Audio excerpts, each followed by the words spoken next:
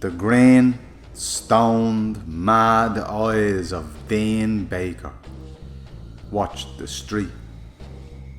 He was on the lookout for Garda, rats, customers, girls, trouble. He hocked and spat. A tottering old woman dragging a ragged shopping trolley down the path harumphed at him. He sniggered and took a long, loud drag on a joint and blew smoke out his hyena mouth. Anyone that was looking for anything, be it weed, coke, crack or heroin, Dean and the boys would have it. You could find them on Garda Street any day of the week.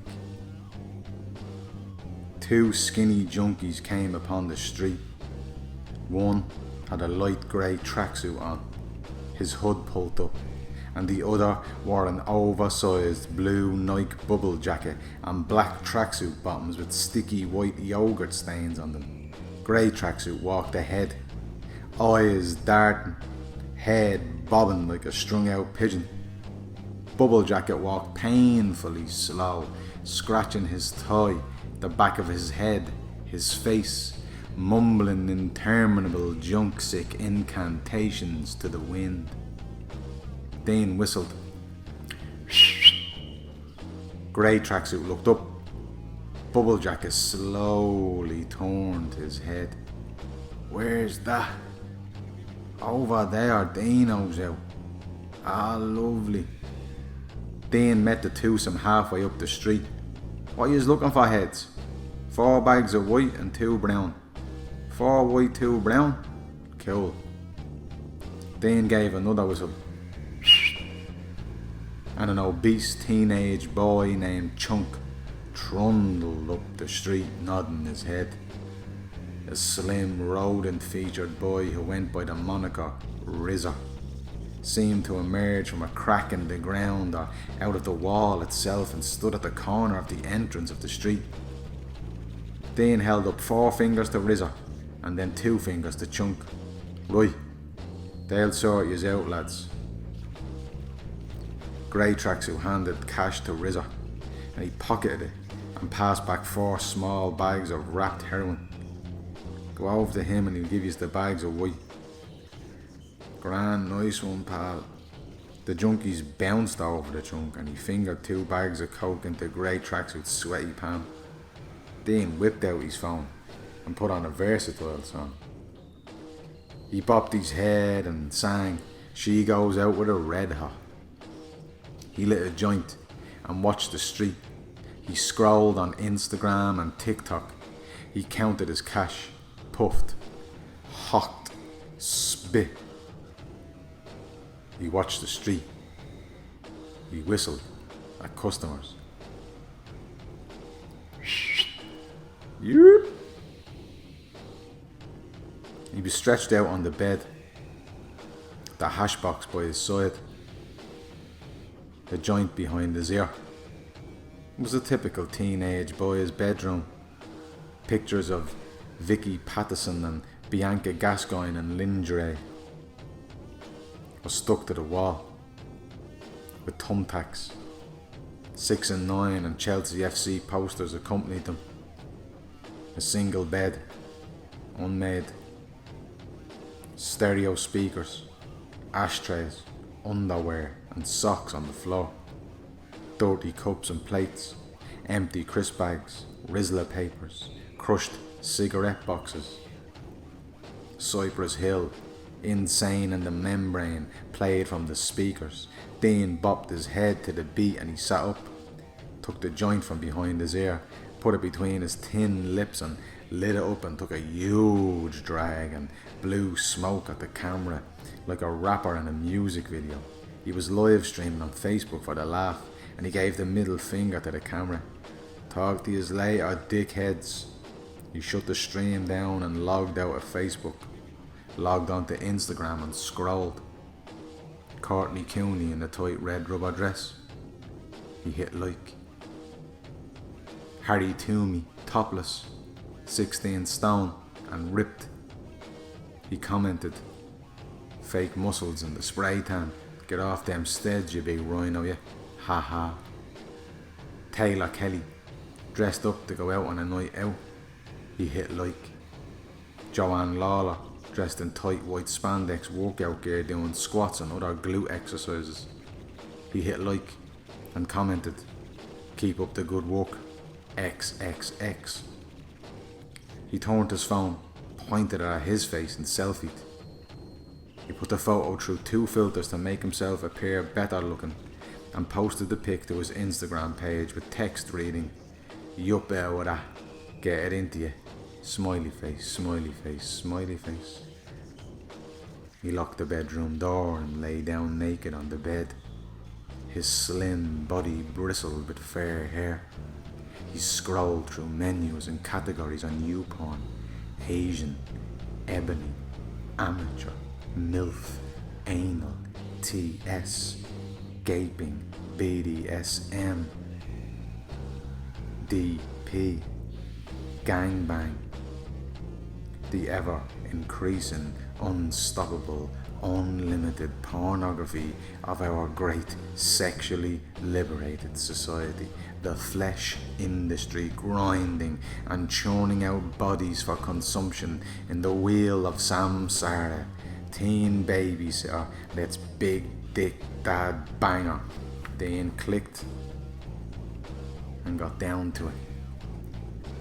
Big tits MILF blows postman. Monster black cock destroys her ass. Dane ground his cock on the pillow. Asian tranny gets banged hard by skinny white dude. He ejaculated on the floor and shuddered.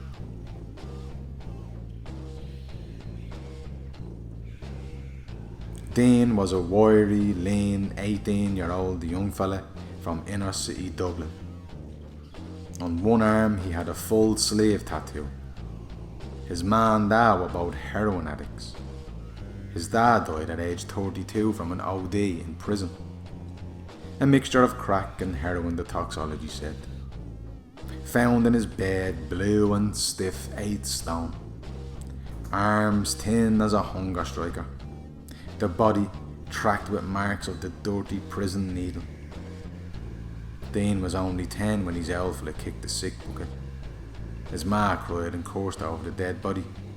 Her 9-stone frame fallen on the church floor from grief and gear mixed heavily that morn. Folks gasped and groaned at her show. She'd been on and off heroin and tablets and crack and coke since she was 14. She'd been on the methadone program for 4 years and was doing well, as the nomenclature of the Dublin drug addict would have it. Dean had 2 younger half-brothers, 2-year-old twins, Jake and Jeff. His man Spike owned them. Spike was another addict she met at the clinic. They'd been in an on and off relationship for a few years. Dean tolerated his man Spike, but he thought junkies were all dopes. Sad bastards, good for one thing only: cash. Ronnie Boyle owed Dean for a 1er bag he got on tick. He was supposed to pay for it on Tuesday when he got his dole money, but it was Thursday night and nothing. And there he was at a party in Gemma Carney's gaff, lashing back the bottles and joints. Dean blindside punched Ronnie in the face and Ronnie fell over and crashed his head on the fridge door on the way down. Dean stood over him and grabbed him by the neck, shouting at him, "Where's me money?" Ronnie took out all the money he had in his pocket and handed it to Dean. Dean slapped Ronnie across the face and yelled, "Don't ever tell me you'll pay me on the day and not turn up with it or you'll get a proper hiding next time." Then Dean and his mates picked Ronnie up off the floor, put him on the sofa, and a joint was rolled. And Ronnie said sorry.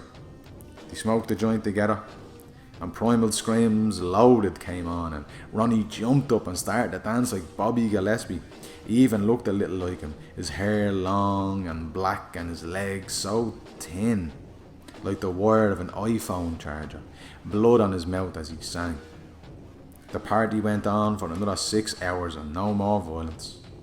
Just badly sung songs, shy talk and people going off in rooms together. Ronnie slept on the sofa. He woke with a black eye and his head had a welt on it.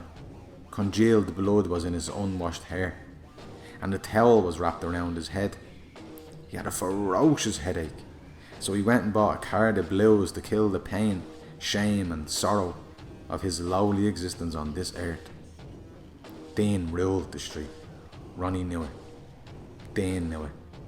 Dean was the lord of his little street. Lord Dino, the little Don of dust and crack and junkies and thugs. Don Dino watched The Godfather too and saw himself walking down Garrett Street in a white Nike tracksuit, his hand kissed by a teenage girl who loved tablets and roach. Men bowed before him, boys and girls showered gifts on him, bottles of Heineken and bags of ease placed in his palm. Garrett Street was long and narrow with 2 rows of red brick council houses. At the end of the street, a few houses separated off from the rest of the street, like the runt of the litter. The shop on the corner where Dean and the boys sometimes hung out and sold drugs. The owner of the shop was in on the whole thing, holding drugs, laundering money. Beyond the shop, a huge grey concrete wall separated and enclosed the street from outside. To the left of the boys' place, a large community centre held indoor football matches, discos, parties, functions, fundraisers and the like. At the other end of the street was an entranceway, a church with a massive spire that dominated the skyline. St. Lawrence's Catholic Church. Round the corner, a 3-minute walk, the local boys' school, and across from it, a community training centre for early school leavers, back to education or back to work adults, single mothers, CE schemes, entry points to new places, it was hoped, or to keep people on the straight or off the street, it was hoped.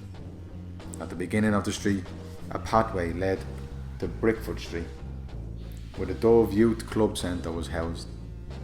The centre used art, music, sports and psychology to try and help and direct local children and teens into more productive activities.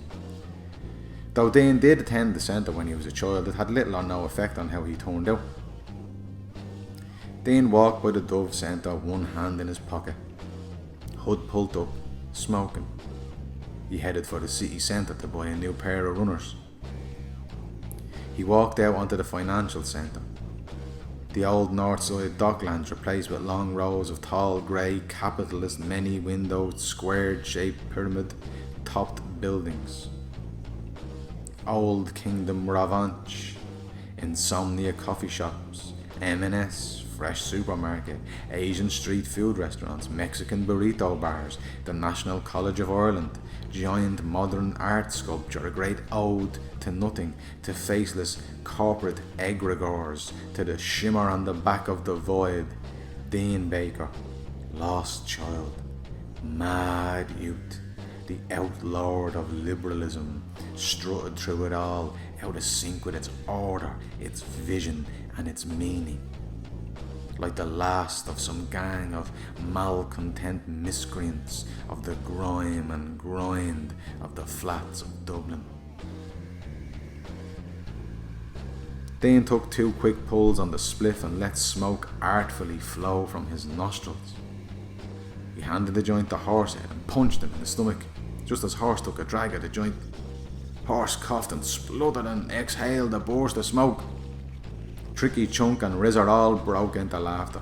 "You fucking prick, you Dino." Horse coughed, and his eyes watery and red. "Ah, shut up, Horse, I'm only buzzing off you." Horsehead spat a greenish blob of flame onto the ground, then laughed. "Let me take this drag properly and don't mess, you fucking sap."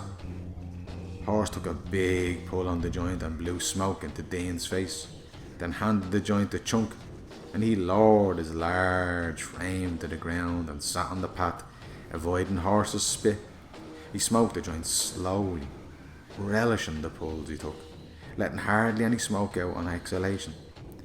"Fucking swallow the smoke, look at that, boys, hardly anything comes out of him," said Rizzo, standing there topless, a tattoo of his dead brother's face on his chest. It looked like Robert De Niro, and it looked like his dead brother too. Or like his dead brother was being played by De Niro in a movie. He'd several other tats as well. Random shit. A spiral on his shoulder, a dog's head with a dagger stuck in it on his left forearm, a naked woman with a pistol between her legs on his right forearm, and across his belly the words "Made in Dublin," with stars on each end of the script for no apparent reason. Chunk handed the joint to Rizzo, and he took it between his finger and thumb, holding it like a big cigar, even though it was the butt end of a spliff, making a big show of taking drags, noisily sucking, and then extending his arm out and waving the butt, hoofing it down to the roach at the end, burning his fingertips a little. Then he dropped the butt into the ground and stood it out. Dean watched him. Fuck's sake, Rizzo, you swear you were smoking a big cone? That's how I smoke all me joints, Dino, you know me. We all know you. That's the problem, said Chunk from below. Shut up, you're lucky we let your fat arse know any of us. Laughter, smirks. I'm so blessed to know yous, lads, I really am. Dean spotted a regular customer approaching. Here, Trick, get this one, yeah? Tricky turned his head towards the junkie. No way, is this cunt for real? Strolling in here like he's cool a bowler when he owes me €40 for a tick I gave him. Horsehead kicked an empty can into the road. Why'd you give him fucking tick? 'Cause he's always in. But it's about 3 weeks since I saw him. Chunk stood up, stretched his arms out. Well, he better have the 40 quid, or he's getting nothing else, yeah? Fucking course he better, or he's getting something alright. Just not what he wants, a few digs is what he's getting. The junkie was tall and skinny as a swallow's leg. He wore a pink t-shirt and green bottoms, a 5-day beard. He was missing a front tooth. Sweat dripped down from his greasy black hair as he walked right up to the boys. Alright lads, have yous anything there? Looking for 2 bags. Tricky stepped out in front of the man. Have you got that 40 blip, show me? What? We don't owe any 40 bleeding blips to anyone. Yeah, pal, don't try and play the fool. You owe me from about 3 weeks ago. I think I gave you. The boys surrounded the junkie and he shook his head, claiming to no knowledge of getting tick, pleading. Chunk clattered the junkie's face and then booted him hard in the ribs, and he bent over and Rizzo lunged forward and uppercut the junkie, busting his nose. Tricky thumped him in the side of the head, and the man sprawled out on his back, and the boys stomped on him repeatedly as he hollered and groaned. Eventually they stopped and left him bleeding on the ground, and then rummaged through the man's pockets and took the €50 he found there, and took the man's phone, looked at it and said, "The state of that," and smashed it on the ground. And the boys went back to the wall and Rizzo rolled the joint. The junkie crawled and climbed to his feet, dusted and wiped himself down. Blood was pissing from his head as he wobbled out the street clutching his side, and children on bikes chased him, throwing coins and stones at him. Tricky stood there at the wall and said, "You know what, boys, I might have mixed him up with some other fella." The boys laughed and smoked the joint and took the piss out of each other. The bus drove past Eccles Street. Dane sat at the back. His pale blue-veined hand held his phone to his ear. "I lashed her over last week. Mad for she is." "Yeah, I did. Telling you." "Who? Is he? Really? He said that, did he?" "Wait again. Tell you now, I'm gonna stab the neck off that cunt. Wait, you see." Yeah. Grand, yeah. Okay. Talk to you later. See you later." People tried not to stare at him. A woman tutted and looked out the window of the bus. Dean eyed a girl on the seat across and got up and sat beside her. "Alright, where are you from?" The girl smiled uncomfortably. "I am from Brazil." "Brazil? Deadly. Great football players there, what?"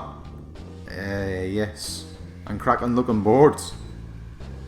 "Boards? Cracking boards?" "Boards, women, like you. Cracking, looking, gorgeous like. You know what I mean?" Oh, okay, yes. I understand, yes. You're a gorgeous looking board. Girl, yeah? Thank you. Here's your number, will you? Oh, sorry, I have a boyfriend." "Boyfriend? I don't mind. I don't want to marry her or anything. Just a ride, like." "Please, I just want to go to work." "Work, is it? Taking the jobs off the Irish women won't even give the Irishman the time of day, what? Sorry, I don't want trouble. Please leave me alone. Sorry. Yeah? Fuck off, you black cunt, you. Fuck you, fucking dickhead. The girl stood up and sat on the seat across. The woman who tutted earlier stood up and said, "Leave that girl alone, would you?" A student with long hair tied in a bun and sporting a hipster beard said, "Yeah, give it over. Leave her be." They gawked at people who were tutting and frowning. "Fuck off, you nosy cunts." He stood up, slid his blade out from his jacket and held it towards the hipster's bearded face. "Shut your face or I'll slash it, you hear me, grizzly bleeding Adams." The student recoiled from the blade. "Oh, I don't want any trouble, mate. Please, please." "Well, keep your trap shut then, you crusty cunt." Dean walked over and sat behind the Brazilian girl and flicked her hair with his blade. "See you later, blackie. Enjoy your walk, yeah?" He stood up as the bus stopped, and he hocked up phlegm from the trench of his chest and spat a green gob in the face of the woman who stood up to him, then put the blade back in his pocket and ran down the stairs and hopped off the bus. He laughed loudly and gave the middle finger to the people on the bus. "I'm telling you, Google is listening to you through your phone. Will you shut up, horse?" Rizzo waved a dismissive hand. "Watching them conspiracy videos on YouTube again." Tricky waved a thumb at Horsehead. "He'd start going on about bleeding chemtrails and fluoride in the water next." Chunk drank from a pretend glass and stuck out his tongue. "They are putting fluoride in the water. They're putting it in the water in your gaff, you fucking nutjob." Rizzo rolled his finger in a circle on the side of his head. Everyone except Dean laughed. "Horse, why would Google want to listen to you for? You never say anything worth listening to. You're a dickhead who lives in Dublin flats. And you're going on about stuff in the water when you drink more cans of vodka than water. You smoke, you sniff, you do MDMA and the fucking all of that. So what the fuck are you on about, you thick cunt? Shut up about all that YouTube bollocks, will you? You're doing my fucking head in." "Fuck off, Dane, you prick." Dane reached into the pocket of his jacket, whipped out his blade and with the other hand grabbed Horsehead by the throat, shoved him against the wall and put the knife to Horse's face, the point under his eye. "Don't call me a prick. Do you hear me, Horse? And shut up about that shit, alright?" "Dane, for fuck's sake, what are you doing?" Horsehead was starting to cry. "Warning you." Dane looked into Horse's eyes. "Dane, man, relax. You called him a thick cunt first. He is a thick cunt. I'm not a fucking prick, right? And nobody better say I am." "Right, no bother, pal. It's cool about chill," said Rizzo, raising his palms. Dean backed off and put away his blade and patted Horse in the face. "Sorry, pal. Just listen to what I say, yeah? Alright, Horsey boy?" "Yeah, sure thing, Dean." "Right, spark this shit up and get the vibe back, bros." Rizzo sparked up a joint and blew O's in the air as Garrett Street came alive with the evening sounds of drunks fighting with imaginary foes, car alarms, parties, and the always on sirens of the city. The news said it was the hottest day in 100 years. Forest fires, gas tanks exploding, vans into flames, eggs fried on car bonnets, 500,000 ice cream cones sold, suntan lotions and factor creams flew off the shelves like they were free drugs. Warnings to conserve water because of drought. Dubliners weren't going to conserve water in 33 degrees of heat. It was water balloons and baby swimming pools for the kiddies, ice cubes for the vodkas, whiskies and gins, 2 showers a day in the tropical heat. Windows were washed, cars were washed, dogs were washed. The grass and flowers were hosed and the children too. A full-on water fight that drenched the whole neighbourhood broke out. On the street, the sun cascaded down. Old women in front gardens sat on stools smoking, sipping on tea, wiping foreheads with hand towels. Young women oiled up and lay half naked in back gardens working on that tan. Old men huffed and puffed up and down the street, the paper under their arms. bags of cans in their hands, betting slips in back pockets, complaining that it was too hot. It's like fucking Libya or somewhere. Children played chasing, football and rode on bikes. Some of them got sunburned after just 10 minutes in the sun. The boys were on the corner, topless, wearing shorts and drinking bottles. 2 boxes of Bulmer cider, smoking joints and cigarettes, and ogling the girls that walked by dressed in tight shorts and bikini tops. They rated them out of 10. Judged who had the best legs, the prettiest face, who they fucked, who they'd love to fuck, who gave them a blowjob once, who they would never fuck unless they were pissed. This is how the boys talked about the girls, and this is how their uncles talked about the girls, how their fathers talked about the girls when drunk and when mother wasn't listening, how the newsman talked about the girls, how the politician talked about the girls. The boys stood on the corner on the hottest day of the year. They'd be there on the coldest day of the year, and every temperature in between, selling smack, crack, weed and whatever you're looking for. Didn't matter if it was the hottest day since the dinosaurs walked the earth. On this corner, the shop never closed. Not even on Christmas Day or bank holidays. Business was business.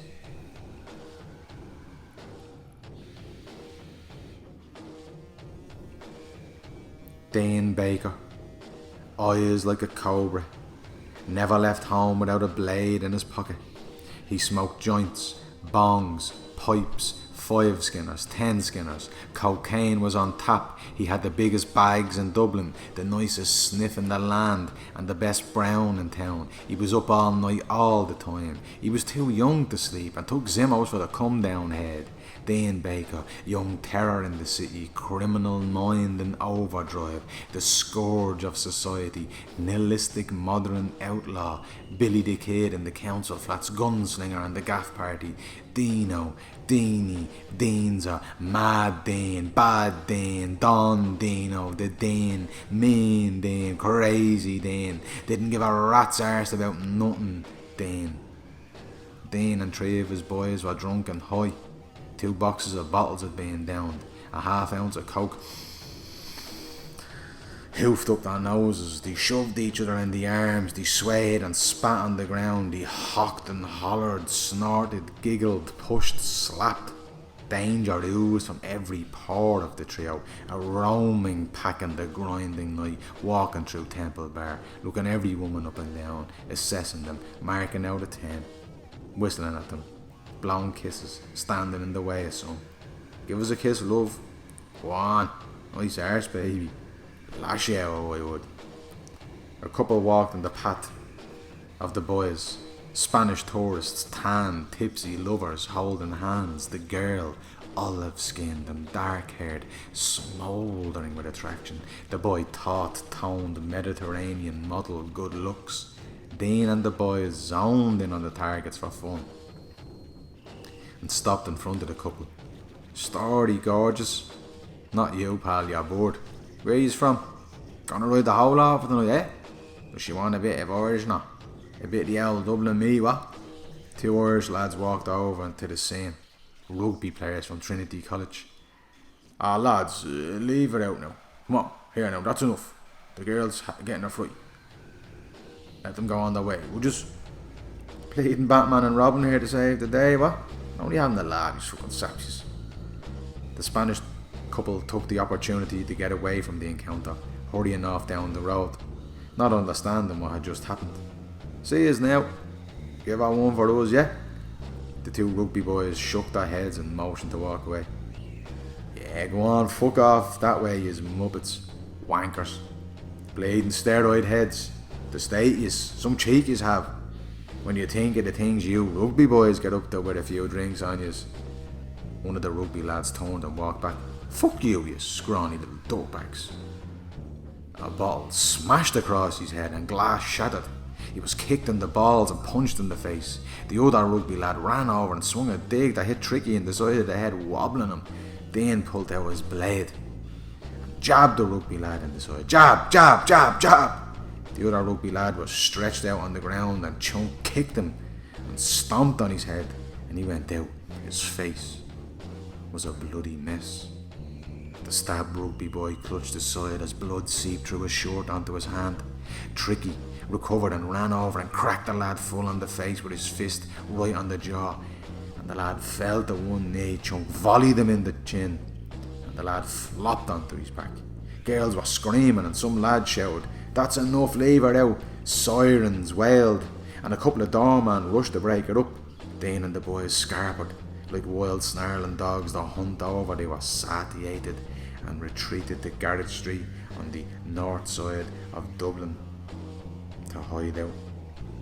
Dean Baker, he'd put super glue in your hair, piss in your beer, send dick pics to your girlfriend's phone, trip you as you walked, steal your car for a laugh, drive off with it to Bray for the day. Dean Baker, demon child, brutalised brain, mind full of vipers and black widow spiders. Dean Baker, a wrong'un, brought up with fists and boots, fatherless child, council estate, concrete soul, street child, falling from the light for too long. Dean Baker, what made thee such a beastly child? What made thee walk here amongst the civilised? Should thou have been cast unto the Spartans of old, would thou have been different, and not born to this new century here with us? What made thee, Dino? What made thee so? Some darkness at the edge of the Republic, creeping towards the centre, trailing bodies, trees and cities in its wake.